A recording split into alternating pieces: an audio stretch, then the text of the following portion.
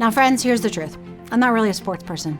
I moved around all the time as a kid. And so no matter what state we were in, everybody sort of has their team that they're passionate about. When we lived in the South, they were passionate about the Cowboys. When we lived in Minnesota, people were passionate about the Vikings. When we lived in Iowa, people were passionate about college sports, the Hawkeyes or the Cyclones of Iowa State. And here's the truth.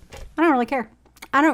I don't follow, and I don't know much. And this was all true about my entire life until about 7 years ago when I started to get into hockey. Yes, my daughter started playing hockey when we moved here to Minnesota, and now I am passionate about hockey. I will talk to anybody about hockey. I get to the games and I dress up and I wear my hockey mom sweatshirt. It's gone from something that I knew nothing about to a full passion. And the truth is that when you're passionate about something, everybody kind of knows because you will talk to them about it over and over and over again because you're excited. And if your team's not doing well, you're deflated. If your team's doing well, you're pumped up. You're passionate about it. When you're passionate about something, you want to make sure that that something succeeds.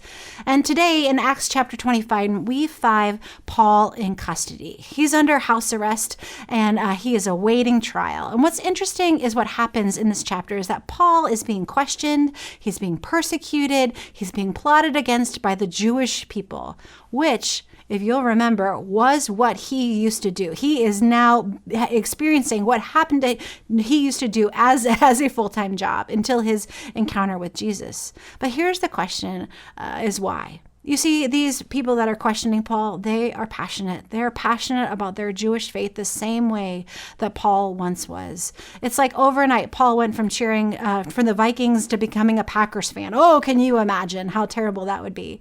Can you imagine if your friend who's a super fan all of a sudden took down all their decorations and put up the opposing team's decorations all at the same time? They're passionate about it. But Paul has now become passionate about spreading the good news of Jesus Christ. He went from this side to this side, and it has thrown everybody for an absolute loop. And the truth is, it didn't make sense to the Jews, to the community that Paul once was a part of.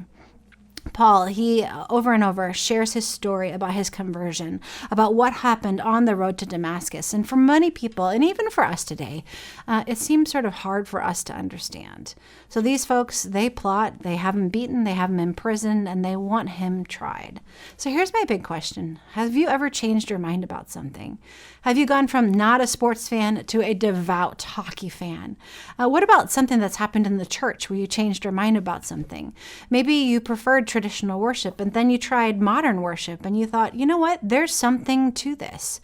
You see, Paul's passion and his conversion about sharing about Jesus has threatened people who used to live the way that Paul used to live. They want to defend their team and they're sort of doubling down to the point where they actually even want to kill Paul. Paul, he keeps pleading his case. He keeps telling why his passions have changed, why he knows that this is the way in which he should go, until finally he gets to plead his case to King Agrippa. And he's so passionate that he says this. He says, "Oh, King Agrippa, short time or long, I pray to God that not only you, but all who are listening to me today may become what I am." What he is a passionate witness to the risen Jesus. He is a super fan, and he wants everyone to come and be what he is as well. So people of faith, and as a church, I think it's important that we stay open to what God is doing in our midst, to admit that sometimes we double down on an old passion, but maybe God is reigniting or newly igniting a new passion within us. It's the best way and the only way that we won't miss what God is up to.